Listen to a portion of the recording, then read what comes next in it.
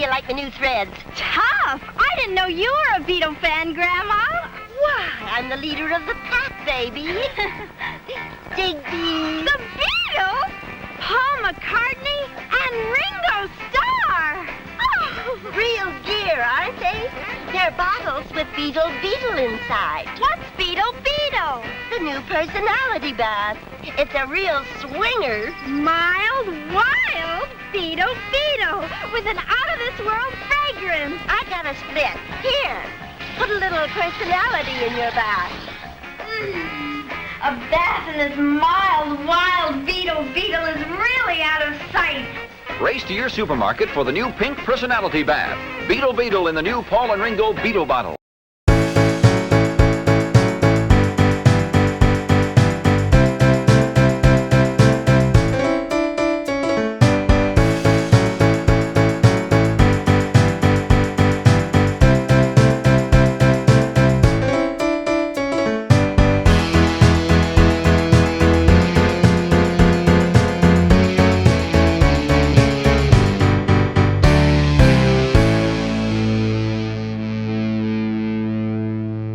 Hey everybody, welcome to episode 169 of Two Legs, a Paul McCartney podcast. As you all know, we are a McCartney talk show, mainly dealing with the solo career, but we're going to do a little Beatles today. We're going to do a little something different, and as you can see, we have a very special guest. But first, we got my partner in crime, my backwards traveler. He is Andy Nichols. Andy, my friend, what's going on? Good evening, partner, and it seems like it's been a little while since we've had a guest back on the show, so... because we did a flurry of recording, then we took a little bit of a break. Right. And now we have, we have Terry joining us today for cool because it's nice we can take a little bit of a break from Paul and dive into something a little bit of a different aspect, different animal, not so much music, more marketing, more merchandising, and Terry Crain's here to tell us about the history of NEMS. There you go, right there. This wonderful, beautiful book came out in 2019. I met Terry this past April at the New Jersey Fest. And Terry, how are you? Nice to be here. Thank you. And it's good to see you again. I'm honored to be on the show tonight. I'm looking forward to it. You guys do such a great job, both you, Tom, and Andy, by doing this. And it's one of the nicest things and neatest things that goes on around the web and everything. So thanks a lot for having me on. I'm looking forward to it. Great. Thank you. Yeah, thank you for that. First, before that, Andy, I know you did your video, and when this gets posted, it'll be a couple weeks, but if people didn't get to see the video, you just got to see the Who last night, obviously with your shirt that you're wearing. Just give us like a little, a minute, 2 minute, breakdown of the show. How'd you like it? How did it go? Oh, they don't miss a beat, man. Daltrey and Townsend still have it. With Zach Starkey, Ringo's son on drums. It was incredible. It was awesome. It was 21 songs, played for a little 2 hours and change, with an orchestra, a little bit of Tommy, a little bit of Quadrophenia, little deep cuts in the middle. It was phenomenal. It was one of the best shows I've seen in recent memories, and they are not slowing down. They were awesome. Well, that's great. I'm glad to hear. This was Madison Square Garden, right? Yeah, Madison Square Garden in New York City last night, and the place was sold out. Yeah, I saw that in your picture. Yeah, amazing. Yeah, it was sold out, and they're playing Woodstock actually tomorrow night. Actually, where it all started for them. Where that famous moment of Daltrey singing there with Woodstock. So yeah, I actually wanted to maybe try to go to Woodstock, but that's a little bit of a drive. And it is. New York City is only a hop, skip, and a jump for me. So I told my father, let's just go to the New York City show a little bit closer. But they're coming back to North America in the fall. So keep your eyes peeled for venues near you guys and check them out if you get a chance, because it's really good. Excellent. So this was your second time getting to see them? Second time, yeah. They don't tour the States all that often, so you gotta jump on them when you see them. They're not like Paul. They're not as prolific as Paul when Paul comes to town. Next month, by the way. Right. Well, cool, man. I'm glad you had an opportunity to see them. You also saw Elton John earlier this year, and we got to see Steve Hackett together. And my wife and I, we got tickets for Elton John for November, which really excited about. And just a great time, a great time to see some legendary people, which is very fortunate because sadly, they're just they're just kind of starting to go. And the recent Well, passing of Alan White. yeah. I mean, a huge Yes fan here myself, and Alan White just passed away. And right. and Tom, you've mentioned this before in our shows. The next 10 years are probably going to be some tough years. It's going to be some tough losses. I'm sure you would agree, Terry. Yeah, you can, you go to the fests and all, and you see these wonderful people that you remember from the 60s and all that. And unfortunately, you realize, some of these guys are getting old. But that's, and it's a great thing, but you are right. I've been to the fest for years, and I can look back at my pictures and the people I've gotten my pictures taken with, and I thought, oh my gosh, they have passed away. They have passed away. So it's just a time that you have to embrace now, because you guys are right. Things might take a turn later on. Yeah. Right. And that's why when I got so emotional when I saw McCartney a couple weeks ago. It's just that you just don't know if this is going to be the last time you get to see him live. I mean, you just really don't know. I mean, going to be 80, and anyways, Terry, let's talk about this wonderful book. I want to get into a little bit of the backstory of you in this book. Came out in 2019. Let's just talk a little, just give us a little brief history of your Beatle fandom. I mean, were you one of those lucky ones that got to see them on the Ed Sullivan Show like the rest of the country did? I did see him on the Ed Sullivan Show in the black and white in my mom and dad's front bedroom, living room. So it was pretty cool. And the merchandise has always intrigued me. I mean, you got in 64 and 65, 66 on the shelves of Woolworths and Ben Franklin and Woolco and all that. You got these wacky things sitting up there. You got dolls, you got all this kind of stuff. So I always remember that kind of stuff. And a few years ago, I had always heard that in the United States, there were about 150 licensed items that came out around that time. So I started doing some searching. Where's this list at? Where's this list of 150? And I'd find one list on the internet that may have 80. And then a couple of days later, I'd find another one that maybe had 65, and some of the lists overlap and some of it did not. So the more I kept researching, I thought, well, there is no list. There's not really a list. So like many authors do, because there was no book like this before this book, right? There was one book that I have. I want to show Terry. Give me 1 second. I think he's going to know which one it is, because I guarantee you he's probably referenced it. Give me 1 second. I meant to grab. I might be able to pull up the same book he is. But before you're talking about, right? There you go. I've got that. Yeah. I've got that. That. And that's one of my ones that I would start with and look at. It's one of the only ones. One of the only ones that was really out there to look and see what was in here. What could you get? Exactly. And if you notice, and I know we move around different things, but on things like this, all I wanted was a list A through Z. I wanted apron through wig is what I wanted all the time on that. Well, you get books like that, which are user guides, and there's wonderful user guides out there. This one here, the Jeff Augsburger one. Yeah. That is, the classic one right there for the user guide. So on all the user guides, they really didn't go A through Z. They went to categories. Here's jewelry. Okay.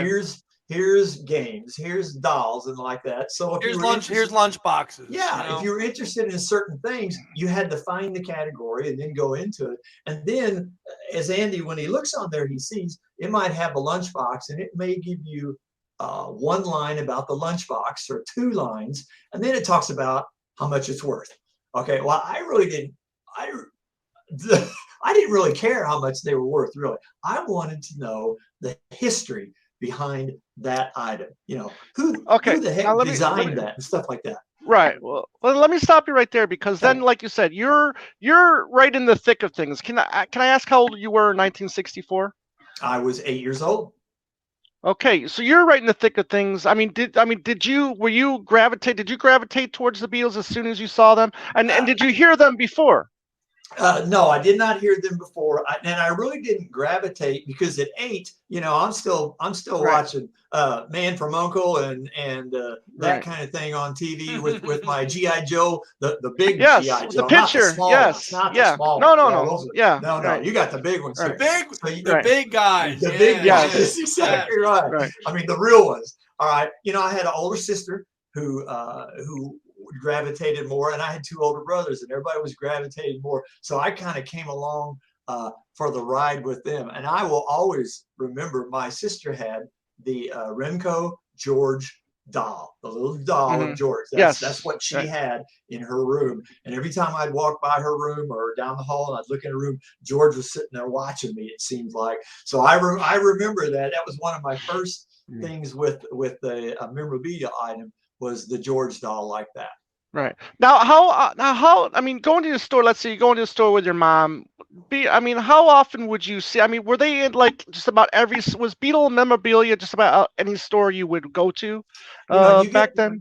You get like I said, the Woolworths, in our area was the Ben Franklin. All these retail stores like that would have something in there along that line. They had the gumball machines. As you walked in, there was the buttons and the little capsules full of rings and stuff like that of the Beetle stuff in there that you could get and all that kind of stuff.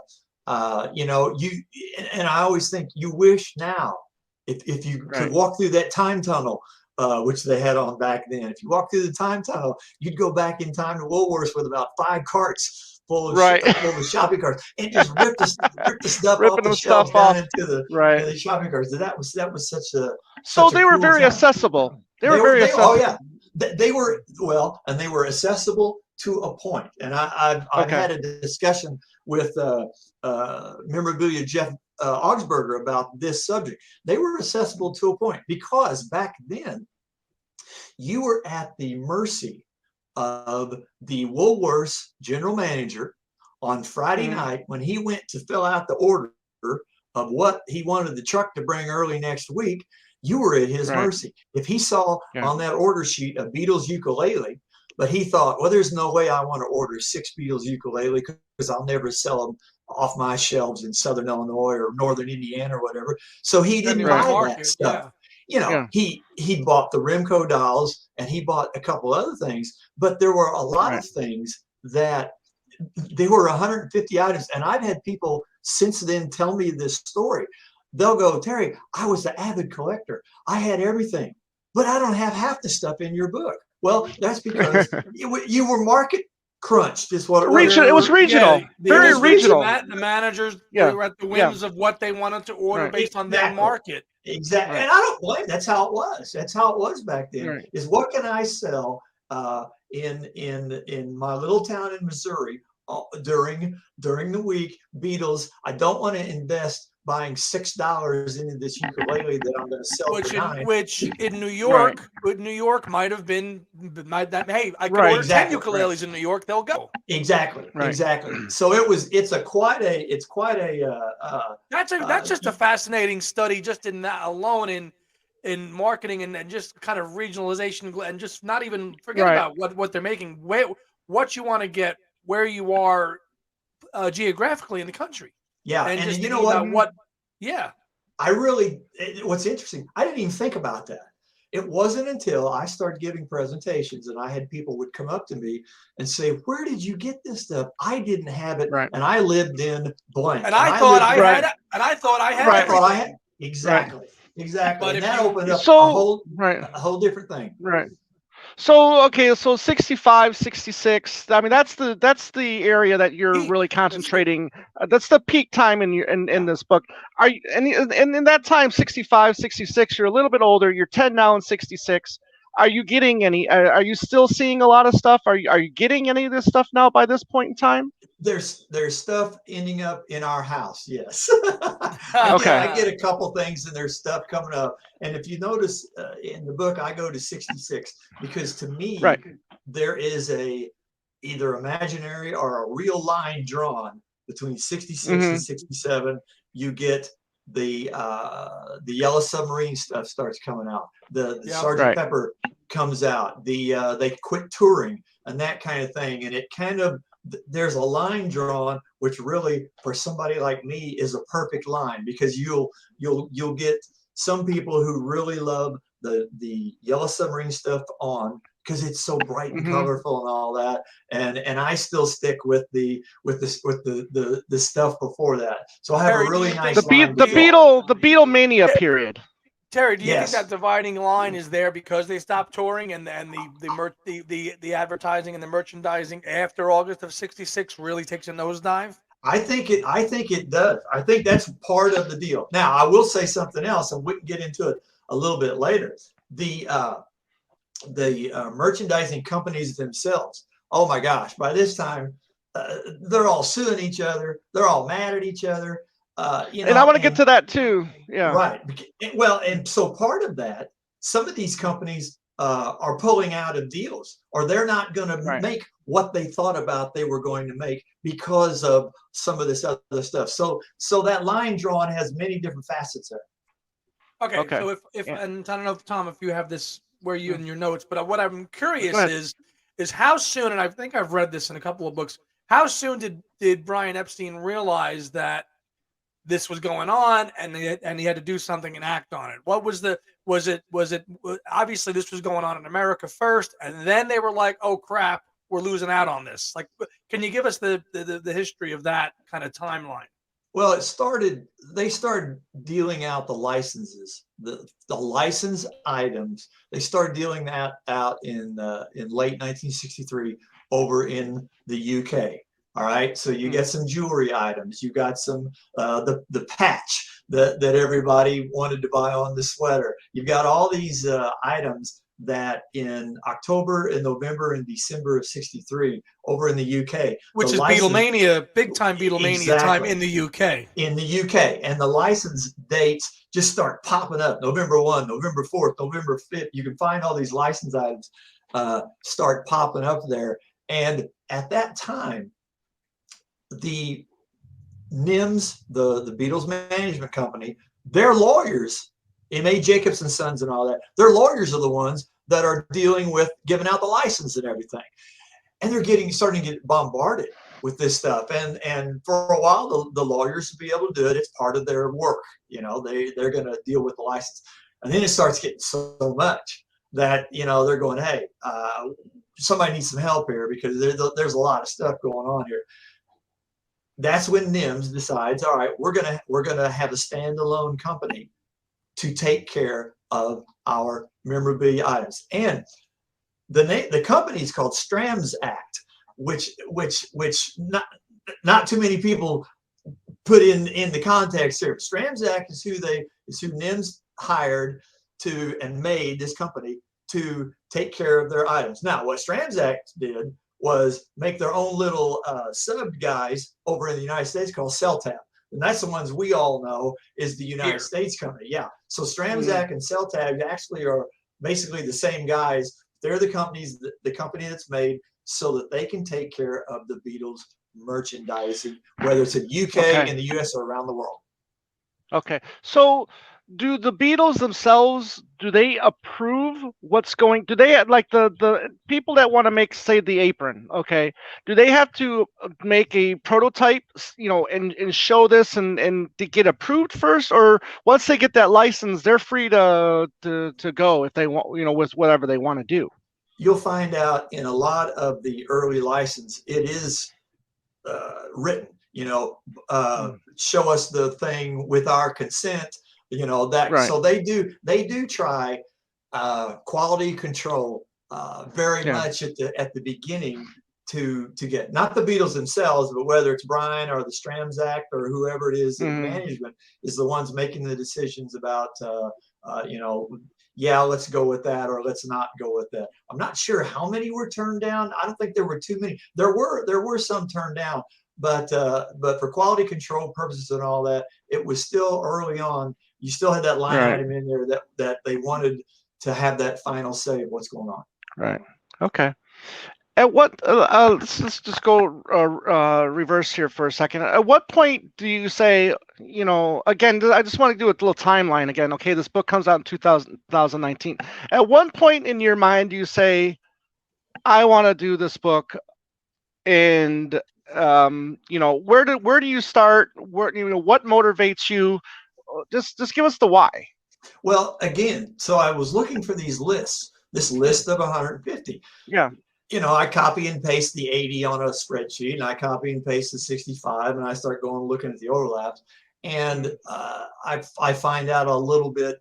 I look at Jeff's book, or the book that you showed us, Andy, and I looked in there and said, oh, there's a nice little couple sentences about the doll, or a couple sentences about that, and I'd put that in there, kind of get an idea, and all of a sudden my list was growing, and like you hear many authors tell you, authors write a book because there's a gap in their research, and they're trying to fill this gap in themselves. In themselves. And I never really thought of that, but that's exactly what happened. I wanted to find the 150. That's really all it was to it.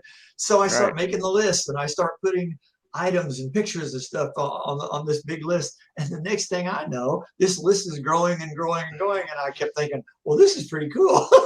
Yeah. And you just keep going, and now you got one in your hand like that. It's just interesting how these things grow like this, and you got to take a subject matter that you love, and that is such a cool subject matter that I think it's interesting, and it's got colors, and it's got wacky things, and some of the backstories are just nuts, and they're great. It's a breath of fresh air too, Terry, in the edition of the Beatles books and everything that's been published, because it's about the merchandising aspect. And there's been 1,001 books on the music, what the music means and everything, but to have one book talking about just NEMS and the merchandising and all of it A to Z. Again, that is where your work is great, because there hasn't been a book like that, and that's. That's why it's a welcome addition to the community. It really is. Yeah, and one thing and thank you. One thing that I wanted to make sure is in my book, there are no prices anywhere. I'm not saying it's worth. Here's a lunchbox worth $250. I have people ask me all the time, "What's this worth?" And I go, "I don't know." And they go, "Well, I want to buy your book for a price guide." I said, "Well, don't buy my book, because there's not a dollar sign in it almost." Right. Because I don't know.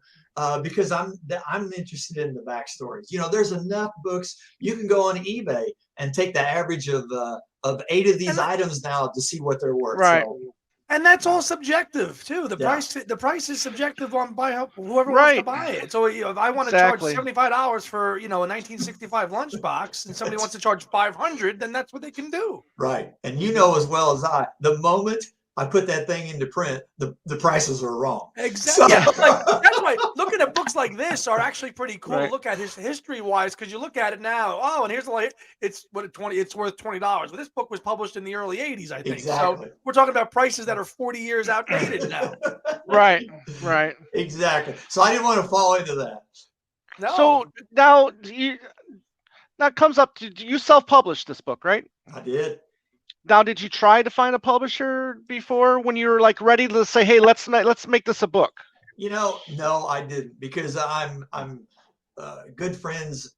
I have some good friends in the author community, and many you have talked to yourselves, and many talk about self-publishing and all that. And I thought it's a big thing right now. It is a big thing, and I thought, you know what, I'll go that route. And just a note for that, and I will admit, I was clueless. You think, well, when I write a book, that's the cool part, and it's over once you write the book. Oh, no. The self-publishing and the media and the PR and stuff, that's a whole other world that you got to mess with that. And if you're not ready to embrace that also, then really your work is just sitting out there with not much resource around it. Right. So let's just talk about research a little bit more, and then finding people that have these products to get really nice, and not only have them, but to have a pristine of anything of these, I would imagine, is hard now. I mean, you could find a picture, I guess, of a pristine copy, but actually hold a pristine lunchbox in your hand these days, I would imagine, is pretty tough. I mean, talk about who, people that helped you, find these items so you can take these pictures that because there's a picture here in the book of you taking pictures of one of the items. Yeah, and I'll tell you what, as an overview, the Beetle community is just an amazing community. Yeah. That it's great. 99.99999% of them, they just open their doors and say, "Come here." If I was researching something and I just could not find something, I put a message out on social media. Within an hour, I get 4 or 5 images that I have never seen before, and I'm thinking, where do these people get these things? But they've got them. So what I realized is there were some mega collectors that I wanted to go visit their place to shoot some images for the and I will always remember my first one. I went down to Nashville, Tennessee, and I met a guy, and I went to his house, and it was the first one I'd ever done. I walked in with my camera and all that, and he says, well, we talked for a little bit. He says, you want to go see it? I said, yeah, that's fine. So we go down his basement, and he puts his hand on the doorknob down there, and he turns around at me. He says, are you ready? And I said, well, okay.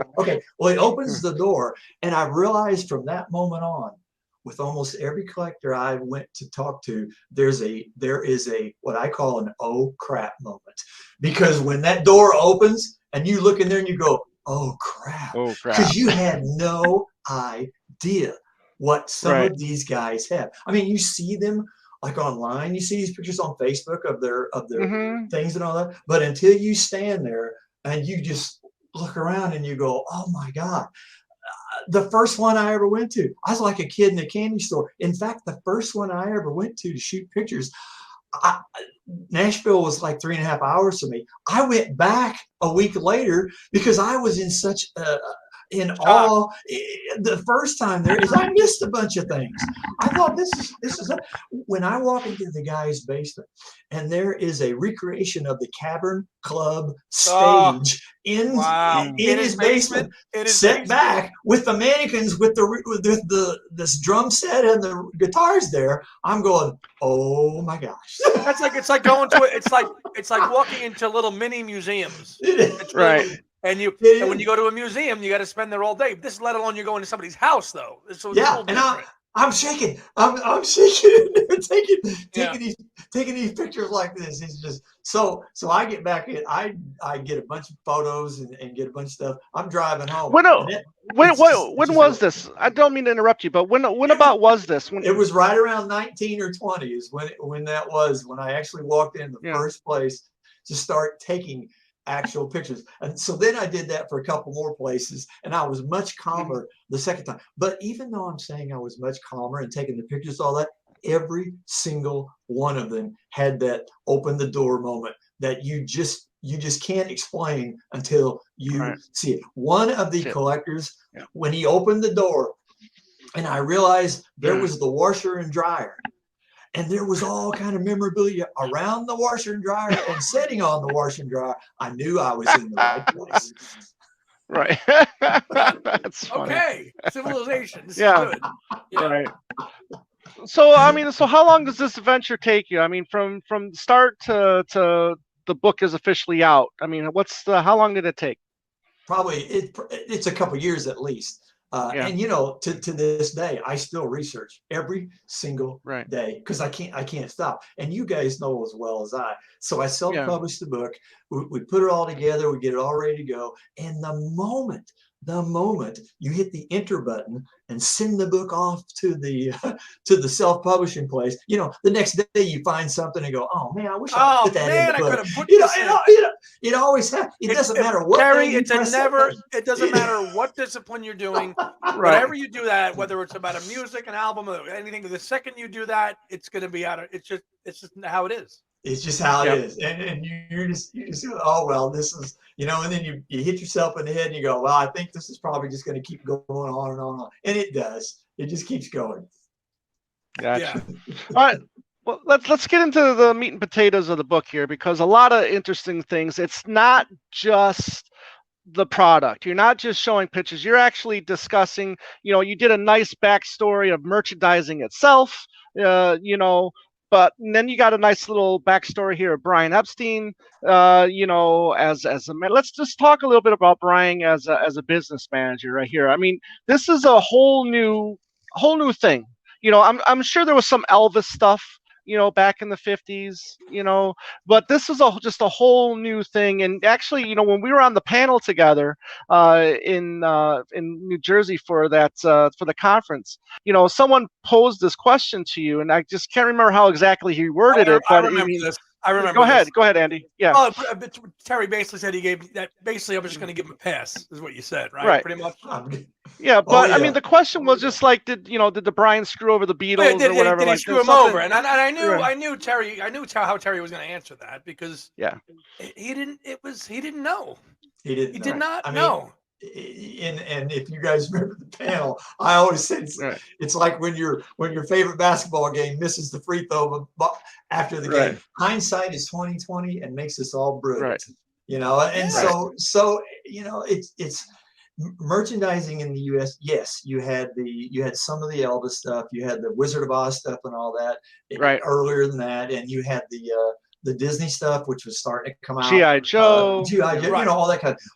But there was not, and I will always say, mass merchandising in the United States started February 10th, 1964, the day after the Beatles hit Ed Sullivan. When everybody was lined up at the hotel room for NEMS and Stramzak and Celtab and wanted to, hey, we've got a doll, we've got a game, we've got that. Here's some money. Or how about when they wanted the sheets from the hotel room? Exactly. That and so there's no playbook. There's nothing to go by. No playbook. Colonel Parker used to sell us stuff from a TV, a card table out in front of Elvis and stuff like that. It's the only kind of point of reference Brian Epstein would have had, is to look at Colonel Tom Parker. I always see online was, well, Brian screwed him with the 10%, blah blah blah, and all this kind of stuff. So, and I have the luxury, I can look back at some of the old licenses that they did in October, November, December of '63 over in the UK. Well, they got 10% then. That was a standard rate that you got. It was standard. So all it did, they just carried that standard rate over to the US stuff.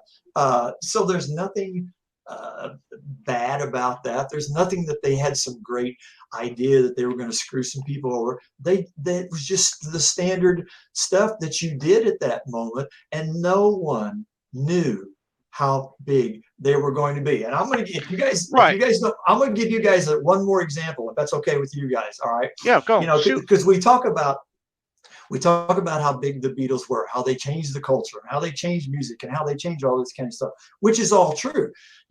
Sometimes it's hard to gauge that, or it's hard to measure that, or all that kind of stuff. But back then, nobody thought that was going to be the case. So it was like, they're hot, get this stuff out, get it done, get it sold, because they're going to be next week's back page history, and we're not going to know who these guys are anymore. There is no doubt. One of my perfect examples of, if you think about how hot and how big at that moment the Beatles were worldwide, is I'm starting to get into novelty records myself, the Beatle novelty records, okay? Mm-hmm. February 10th of 1964, the day after Ed Sullivan, there were 4 Beatle novelty records that took out copyrights in the U.S. Copyright Office because they sat up all night writing songs to talk about the Beatles on Ed Sullivan, and they talk about like the songs like "We Love You, Beatles," "Oh Yes We Do," that kind of stuff. Yeah. I mean, you talk about a line drawn. As again, when I talk about February 10th, so things in the U.S. licenses start popping up. records start popping up, copyrights for things you don't even think about Beatles, whether it's paintings, whether it's sculptures, where all this stuff starts popping out. And I'm not talking about a copyright like every other day or every 3 or 4 days. There's a copyright every day. Sometimes there's 3 or 4 a day that keep popping into the psychic. So licenses are the same way for the merchandise that we talk about in the book. There's licenses popping up everywhere. To sell this, to sell that, and sell that. And that was the licensed items. Heck, there was unlicensed items, but they didn't even bother. They didn't even bother to stop by and get copyrights and stuff. They just threw it on the shelves and see what happens. Right. So it's just amazing. So even though they were only getting 10%, I mean, the stuff was selling like hotcakes. They're still making millions of dollars, right? They're still making good. They're still making good money. They're still making good money. Now, right around February, March, right around that time, maybe about April, the question was asked a while ago. When did Brian realize? Brian started realizing pretty quick about how hot this band was, and just like anybody would do at that time, they go, well, the 10% was great to start out, but maybe we can get a little bit more. All right. Right. So, and because of how hot they were and all that, around June, end of May, June of 64, that contract for 10% was renegotiated, where it was more of a 55-45, where NEMS got the 45% of the stuff instead of 10. But again, we're already talking about June, July, and all that, and things in the waters are already starting to legally and business-wise are already starting to sour a little bit. So we go into another whole realm of stuff at that time. Right. You got some great quotes too from the four lads here. Obviously I'm going to read the McCartney one because obviously we're a McCartney show, and I just find this fascinating. He's like, we got screwed for millions. It was all Brian's fault. He was green. I always said that about Brian. Green. See, but Paul was the one that was 2015. See, Paul was always the one to challenge and question. He always thought he could question Brian's authority a little bit. And are we getting the best shakes? Whereas, John was George like, a little whatever. bit too. A little bit, but John was like, whatever. And Paul was always going to be the one to push and say, are we getting the best deal? And I think Brian was really he was always very kind of scared of Paul if Paul pushed, because he knew Paul could actually connect the dots a little bit. Yeah, but again, even on those quotes, Tom, remember that's hindsight. Hindsight. They're all good with that hindsight. Yeah. So, in 1964, Paul didn't give two craps about it.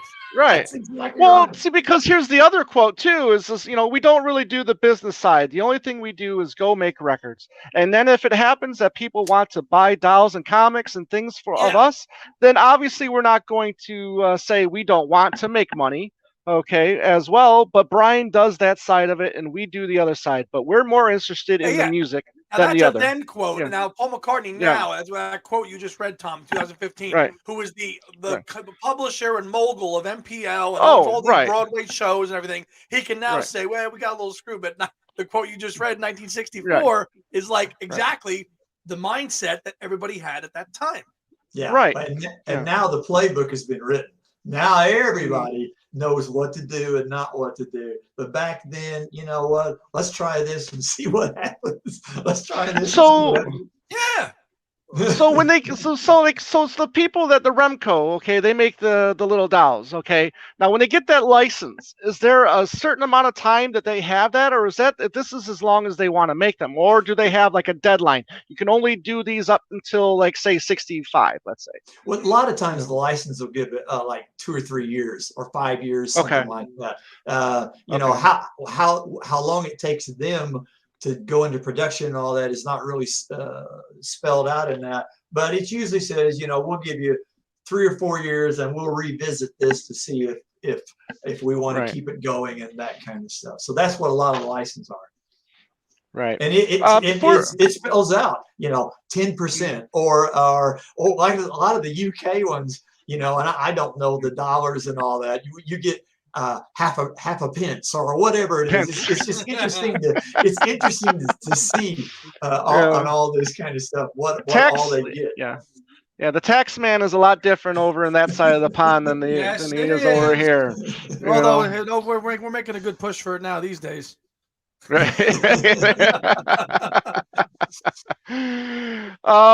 Let's talk. We talked a little bit before we hit that record button about people suing who, and let's get a little bit into that, because then you do mention Brian was like, okay, let's work out other deals. That we did the 10%. Let's get a little higher. Now, when does all the suing start taking place? Well, life is good like any business right. until things go along and things start happening and you get to success and all that kind of stuff. All of a sudden in the middle of 64 towards late 64, you get some rumblings. You get NEMS is mad at CellTab because CellTab is supposed to pay Brian and his company 10%. Well, Brian and his company start thinking, I wonder if we're really getting our money on time here, because they're going back to accounting and they're getting a little slower paying the bills. Well, we get into the point where at the end of 64, NEMS actually files a lawsuit against CellTab that says, we don't think you're paying us in enough time, and we think there's some other problems here that we're going to file a lawsuit. Well, that's all it took. CellTab turns around and files one right back at them, like they all do, and says, well, wait a minute. We're supposed to have the U.S. rights to assign license to some of these items. But we have realized that NEMS, you sitting back over there in the UK, you're giving out some US licenses too and ignoring us. And they were. So you get into this war back and forth of who's mad at who and who does this. So then NEMS says, well, they bring up some other stuff. And the CellTab says, okay, here's what we'll do. To go on with this lawsuit, we want to call Brian Epstein to come in and give an affidavit of what he knows and doesn't know about giving out these licenses and all this stuff. Well, so they set a date in 1965 for Brian to come in and give an affidavit. Well, he doesn't show up. All right. So the judges they're going to throw the lawsuit out and all that. And NEMS says, wait. We'll get him here. We're going to refile the lawsuit and do it again. And CellTab says, okay, we want Brian. We're going to set a date. Okay. Well, they set the date. Brian doesn't show up again. All right. So they're going to throw the lawsuit out. And finally, after the third time of filing the lawsuit and trying to get Brian to come in 1965, where he comes and he gives his affidavit, and it is apparent that even though he's really good in the record world and all that kind of stuff, he doesn't know the details that CellTab keeps asking him in the affidavit, because they know he doesn't know exactly what's the nuts and bolts of what's going on. And they know that he doesn't know. They know that he doesn't know. So during this time, and back to the companies, during this time in 65, when these guys are suing each other, well, the Remco, for example, are going, oh, wait a minute, we're getting these letters in the mail that our license is being challenged in court. Please tell us what's going on. And you get all the companies now in the U.S. that are writing to NEMS and writing to CellTab. Well, what's going on here? We're hearing all these rumblings, and there's lawsuits going back and forth. And you get some companies like Woolworths and all this who are about to make a big another kind of item and a new strategy and a new campaign for Beatles stuff on the shelves. Well, they pull out of the deal, because they keep saying these things about lawsuits, and these guys are suing in. So even the lawsuit itself is bad PR for all around places, and it just gets muddy and muddy and muddy, and finally it goes into 66 until it's not even resolved in the 60s. And by that time, you got everybody mad at everybody at that point. See, Wow.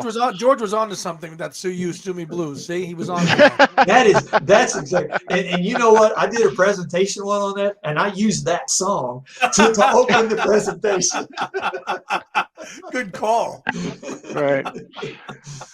Oh, well, go ahead. Well, not only that, if you talk about things getting sour quickly, not only that, you've got toy companies suing toy companies. You've got Remco, who did the nice little doll here. And Right. This is pretty cool. Remco they knew good and well somebody was going to make a doll. They just knew it. Their lawyer said, you just wait, it'll happen. And they were taking ads out in trade magazines and all this. He goes, we are the exclusive licensor. We just want to remind you that we're exclusive and all this. And it didn't take long, probably about March or April of '64. Well, the Goldberg company, they make their own doll.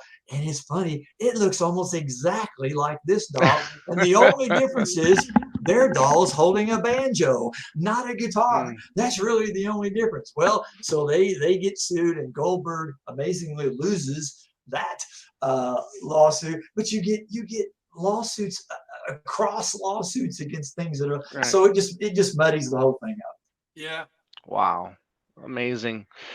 Yeah. Speechless on that. I want to show a few things. Oh, go ahead. All right, go ahead. Well, I'm sorry. You guys got me on. Oh, it's all right. One of my favorite stories is, and I'm trying to point to it, and I'm backwards right here. I'm sorry. One of my favorite stories is my record player right there. Yeah, I see it. Yep. That record player right there. Yep. That's from the Lionel company, same guys that made the trains and all that in '64 and all that kind of stuff. Lionel thought they were going to get the license to make the record players. Okay, so Lionel went ahead and started making them. All right, Lionel did not get the license. They realized after a couple of weeks that the license was given to a different company. Well, Lionel has already been having these out on the shelves and already starting to sell them. And look carefully at the graphic here. You see 3 Beatles right along in there. Okay? Right. Yeah, I do. There's 3 fingers there. Yeah. Right? Well, the original had all 4. All right. So Lionel has this big meeting, all the suits sitting around the tables and everything. And they're going, we're stuck with all these record players. If we keep selling them, we're going to get sued by these other companies because everybody's suing each other now. What are we going to do? And the executives had this brilliant idea. Let's change the graphic to, instead of 4 people with silhouettes, let's make it 3. It doesn't matter that the bass player is still left-handed. It doesn't matter that the drummer still looks like Ringo. We'll put it out there anyway. So they put it on the shelf for about a week, and they went, you know what? It might not have been the best idea because we're going to get sued for that too. So they finally pull all their record players off the shelves and all that, and they have to destroy many of them. I got one sitting right here, which is always my pride and joy right there. But it's just stories like that just make it so interesting. Terry, a quick question. As somebody who's a novice, I'm not really into this aspect of the Beatles. Really, I've always been an observer. But can you talk to and speak to some of the, when I've looked at some of the dolls and the wigs and all the things that are out there, it kind of looks like caution was thrown to the wind in terms of like the likeness of all they kind of just threw mops of hair on these dolls and made them look a little kind of, they weren't really specific with the art. They kind of like, even the doll you just held up, it was like, just throw it up there and just slap it together and sell it and buy, get it out there. Is that kind of how it went with the artwork? We talked earlier about quality control, which I think was a lot more strict early on. I think as the months went on in '64, and everybody saw how hot they were and all that, I think quality control, probably went out the window. Christ, just get 4 dolls and throw a black wig on them and just put it out there and call it Beatles and just make sure one's got a big nose and then you're good. That's it. That's it. You hit the nail on the head there. Because Grandma Smith, who wants to buy them for Johnny, says, "Oh, my grandson likes these Beatles." She doesn't know. Oh, just buy all that. They don't really care. Oh, he likes the John doll or he likes the Paul doll. It doesn't matter. Oh, just get that one. Yeah. And one of my favorite stories about, and it has to do with the Remco dolls here. Remco took very careful research about who was the hottest doll in the U.S. and who sold the most and all that kind of thing. Well, later on in 1965, the Colgate-Palmolive company decided to make the bath soap doll. I don't know, you guys. I've got a couple of them sitting back here behind me. Oh, there you go. There it is, right there. All right, John's got one. Yeah, look at that. There you go. They make the bath soap, the Colgate, the soapy dolls. All right. Yep. So Colgate calls Remco, and they say, Remco, who are the two most popular Beatles in the U.S.? Because we're afraid the Beatles are not going to last very long, and we only want to make maybe like 2 dolls instead of 4. So who's the 2 hottest? So Remco tells them, Paul and Ringo especially. Ringo is the #1 seller. Ringo outsells 5-1 any of the other Beatles. Amazing. That just boggles my mind. Right? And that boggles the mind. That's why Tom has Paul sitting there, and he might have Ringo somewhere, but that's the only 2 that were ever made. Right. Wow. So there's only 2 made. Only 2 right. made. Amazing. They didn't make 4 of those. No, yeah. And that's a great story. I love that story. To go even further, there's a company called Star Fans out of Coral Gables, Florida, that made a little sculpture of the Beatles. They only made Ringo. They only wanted the top seller in the U.S.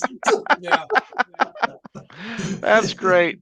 That's great. So yeah, I mean, there's I mean, even if you look, you can go on YouTube and you can see the commercial, the advertising commercial for this, which is great. I love that that's still out there, that exists.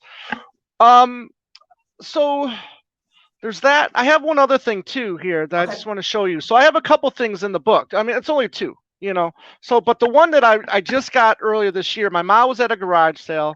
It was a family garage sale, but this particular person got these 4 items, and then as soon as she got home, she stored them away and made sure that they never got touched again.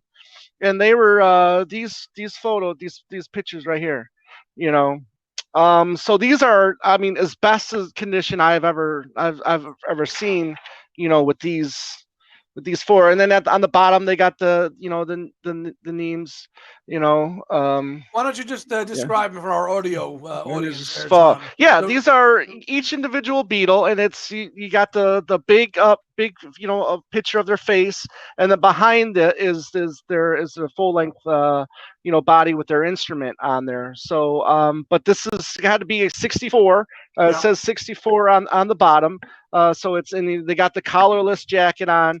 And when I saw these, when my mom sent me the pictures of them, and they're in the book as well. The Nichols So when my mom showed me the picture of these and I saw how great condition they were, I said, yes, bring them when you come to Arizona. But I just they're beautiful pieces. And so what, I mean, can you tell us a little bit about those? Well, again, there were a couple of portraits that were commissioned, and we go right back to one guy thought he had the rights for the portraits, and look, a couple more of them pop up. So what you thought was exclusive was not exclusive, and those were the Nicholas Volpe made those, and I believe those were even commissioned around Capitol Records. Came out with those also that had a part, and those were 64. Yes.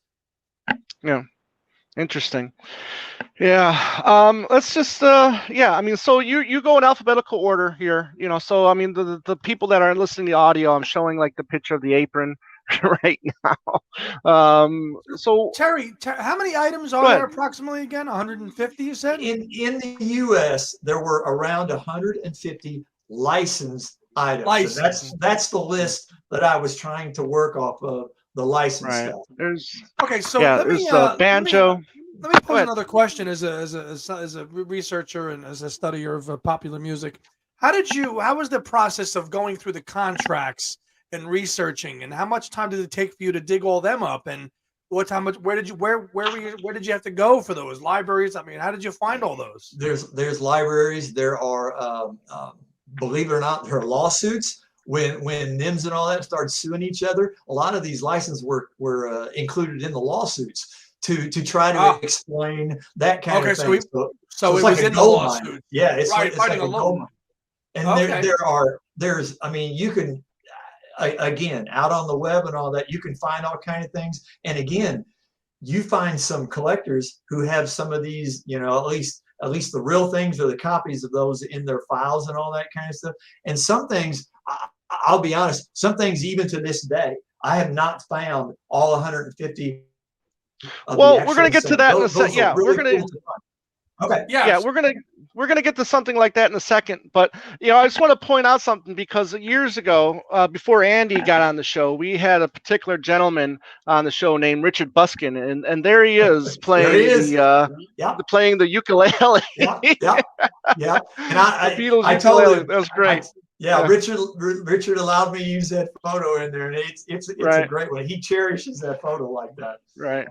That's funny. And just real quick, one of the things about that I wanted to do in the book was things like that, was to put the person with the item, was to put a quote from somebody who would go, I remember going down to Woolworths in the morning and buying, I bought my official Beetle notepad so I could take it to school on the next Monday. That's the stuff I was looking for, was the background stories that add the personalization to it.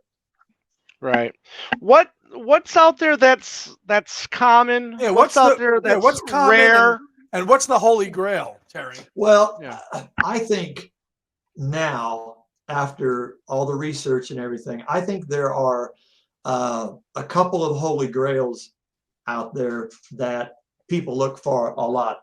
The record player is what everybody will tell you is the holy grail. The licensed one, not this one behind me, but the licensed one. They only made like 5,000 of them, and at that time, the record player was $29.99 on the top shelf at Woolworths, and that was a lot of money back then. For $29.99. That's a lot of money. That was a lot of money. So a lot of them, you had to be very selective about did you want to spend your money for that, or buy 25 Remco dolls or whatever it was like that. So with only 5,000 out there and the higher price tag, they are very sought after anymore to get to, and especially the box that it came in, because they made the box so tight around the record player, you had to rip the box open to get to the record player. So there's very few boxes that are left anymore. And if you think about it, who in the world is going to keep the box anyway? But you find them every now and then. Now, so that's one. Now, my other thing that I think, to me, is a holy grail is you have the car mascot bobblehead dolls. Okay, they were like 8 inches is what they were. They were 8 inches tall, and they had advertisements. You could set them on your shelf, set them on your car dash is what they kept going to, so Ringo could bobble all the way down. But what's interesting is they also made the 15-inch car mascots bobblehead dolls. They were designed to go into the retail shop and sit behind the counter. They weren't for sale. The 15 inches just sat back there, and they drew you in so that you'd buy the 8 inches like that. And I'll give you a picture if I can get to it. There's the big ones. Yeah. The big ones sitting behind. The small ones are the cake toppers. The middle ones are the 8-inch, and the ones behind it are the 15-inch. Well, again, they didn't make very many of those because they were for the retail stores. They weren't designed to sell, and collectors now are going nuts trying to find those 15 inches. Because they're a promo piece. They're a promo piece, yes. And both the record player now and both those promo pieces, even though I don't look at price tags very much, both of those now I could go for 5 figures for those things. Wow. Those things now, and I got lucky when I went into. I told you the story about going to Nashville with the first shooting. Yeah. Well, the guy there had all of those right there. That's the shot from his house. All of those things, and you talk had all those. That's from his collection. Yeah, you talk about your handshake. When you're trying to get that shot of he had all of them, they're all set up like it. It was amazing. But I think now that's the Holy Grail. But you know what? There's so many of even though they're the Holy Grail, there's so many of the things that were so goofy and so wacky that they're just the coolest thing. Tom, I don't know if you guys remember my story about the about the grow hair on the Beatles, which I think is one Mhm. of the coolest items they ever made out there. It's a little piece of cardboard. It's all it was, where you could order this piece of cardboard, and you could use the perforations and either pull up Paul or John or Ringo or George, and you took this little piece of cardboard with this picture of George on it, and you set it in a glass of water. And 1 week later, the chia seeds that were on the top of George's head would start Right. growing.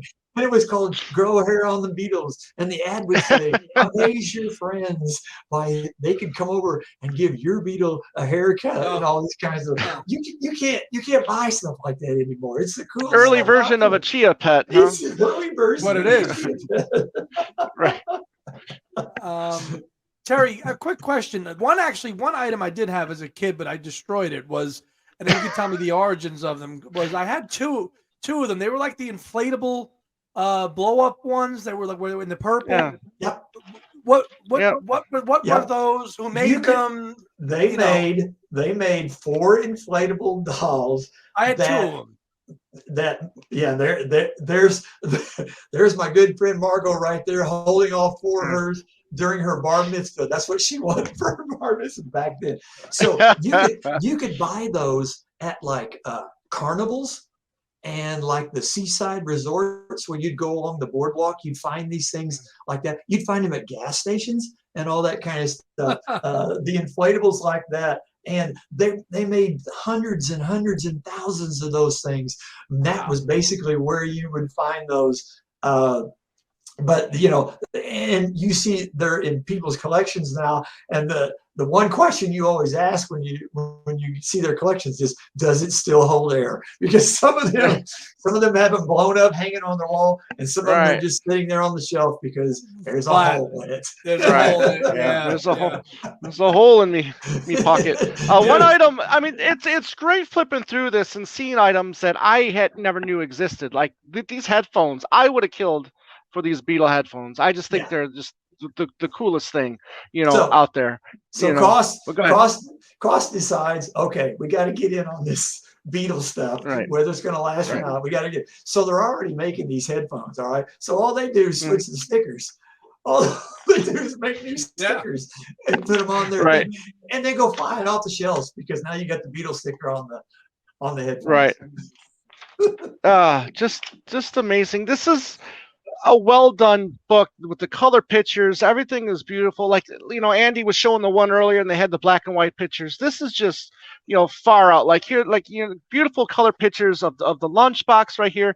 We were at like a flea market thing out here, and then they were selling a bunch of lunch boxes, and someone actually had this Beatles lunchbox, and it was just, beat to shit. I mean, it was rusty, didn't have the thermos inside, and they were asking $125 for it. I mean, obviously, someone might pay that, and that's fine because it might mean something to you. But for me to buy something, incomplete, and that much money, it's just, no, thank you. But it is fascinating to see some of this stuff out in the wild every once in a while. Like, I know those little containers that you can put the 45s in, and it's got the lid, on it. And there was like lime green, yellow, purple, I mean, I still see those. Yeah, I still see those at a lot of different places. So I think those are still pretty common.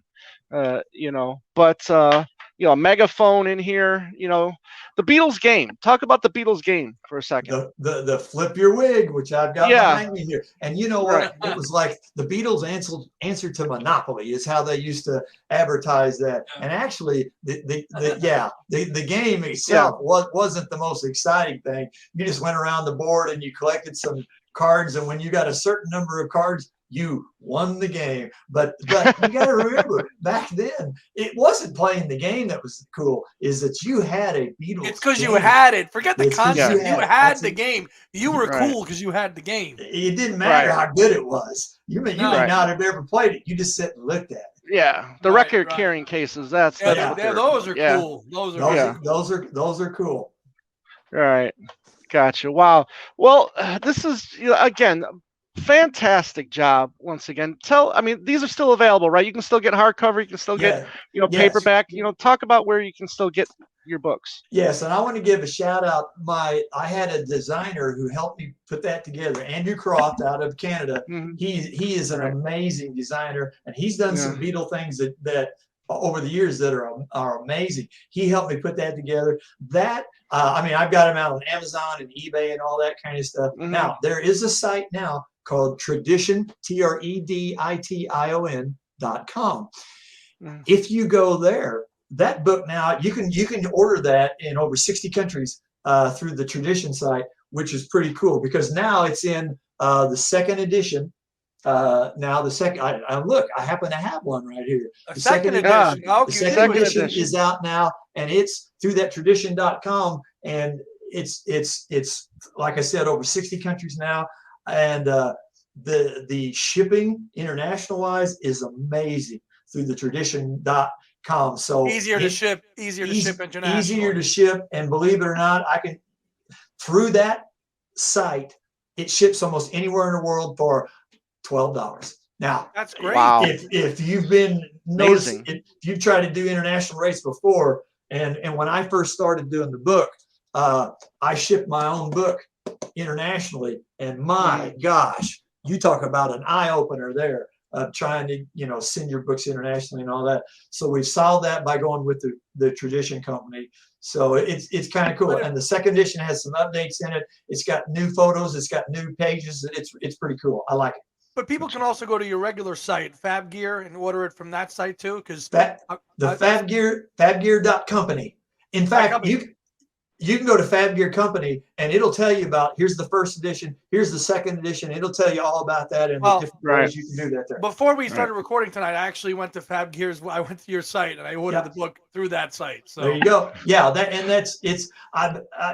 again, we talked earlier about once you write the book, you think it's over. Oh no, it's not over. You got to figure out all the selling, all the social media, all that kind of stuff. So that's a whole new thing. And so you see the company and the first edition, second, and all that kind of stuff. It's just a whole new world there.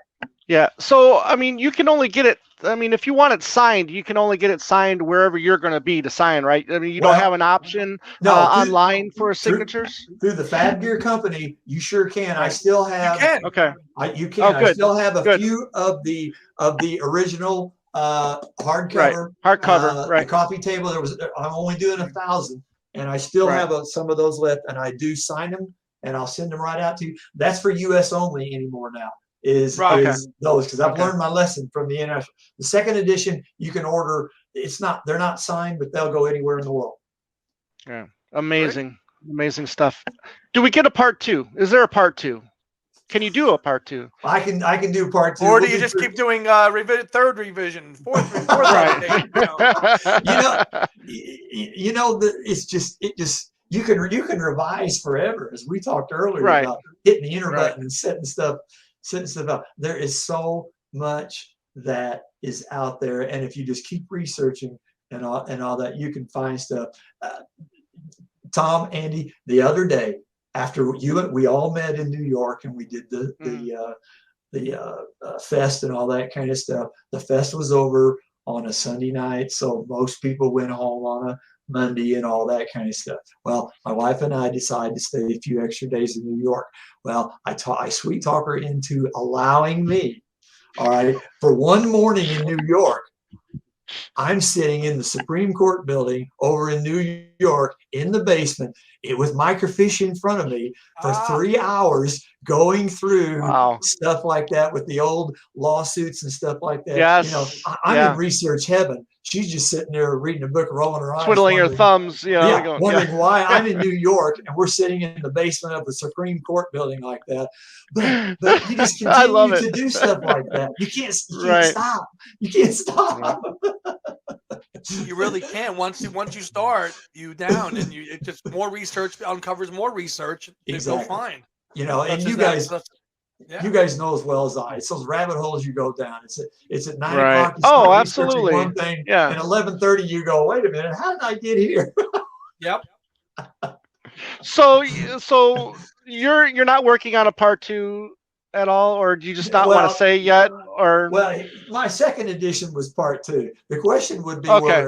will there ever be a third edition? Right now, I don't know. I don't know. I get interested in some other items also. This will always be the first interest. As I said, I research every day. Right. I keep my notes every day. I update my notes every day. Right. I keep my websites and my social media stuff, but I put new stuff out there every day on things that I find and all that, and it's pretty cool. Right. When did NEMS stop issuing, allowing licenses to be granted? Well, it got really thin around 66 and all that, and then Apple came along, as we all remember. And see, it got absorbed into the Apple, which started a whole, like we said, a whole nother thing with the Yellow Submarine items and all that kind of stuff. Yeah. So right around at the Okay. end of 66, it all kind of started 67 with all the Apple and all that. Everything gets, or 68, right in there. Everything gets merged together to make it one cohesive unit like that. Okay. Cool.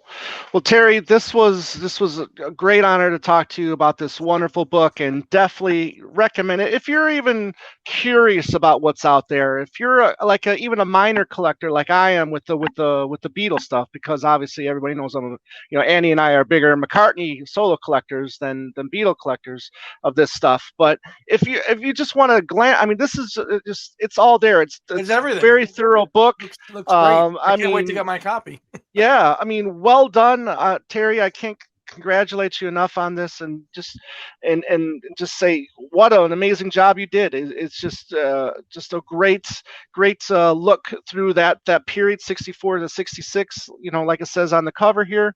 Thank you for popping on and talking about this book, and I really recommend doing checking this book out. Let's get some orders in for Terry so we can sell out of this hardcover of the first edition, and then move on to the but because it's only 1,000, like you said. What made you just decide to do 1,000? I did my research. I asked some other authors, and they said, that's always a good spot to start with. So here we go. And how many you got left? I only got probably less than 200 left. Wow. Okay. So it's going really good. And one of the things, and I'll just say this as we leave, one of the things I like about this, and people would come up after presentations about that, and I didn't think of this when I first did it, but this has become a nice memory trigger for a lot of people. Well, they go, oh my gosh, I remember this and I remember this. Yep. So it's turned into a really neat thing about it. Brings back some memories of different times for some people. Any first generation Beatle fan will look at that book and go, I remember that. Yeah. I remember that item. I remember that. Right. So to your point, it's probably a really great kind of memory. You forget about collecting, even just to look at it and say, I had that, or I knew somebody that had that, and that's a great, for that purposes, your vehicle, the vehicle that does that book, it's great. So exactly. Bravo. Yeah.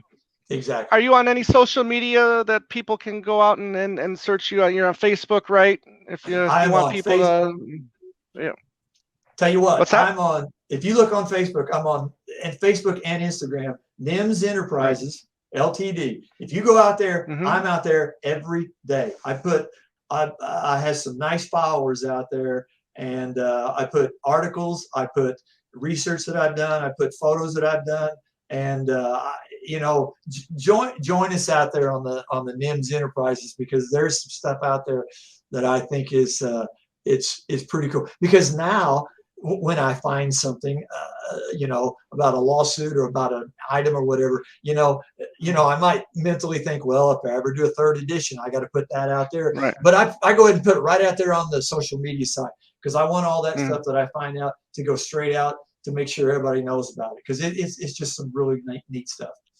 Gotcha. Very cool. Very cool. Stick around for a second. Andy, anything you want to plug before we sign off here? No, I'm all good. And thank you, everybody else out there. Okay, so you can reach us at Facebook, Instagram, Twitter at Two Legs Podcast. You can email us at twolegspodcast@gmail.com. There's the website to twolegspodcast.com. Thank you everybody for subscribing to our YouTube channel, Two Legs a Paul McCartney Podcast. You'll see all our past videos and a lot more videos to come. And Terry, again, thank you very much for coming on and talking about your adventure and the history of this book. Andy, we'll be in touch soon. And so for Terry, Andy, I'm Tom. Everybody out there, have a great day and a beautiful night. Take care, everyone.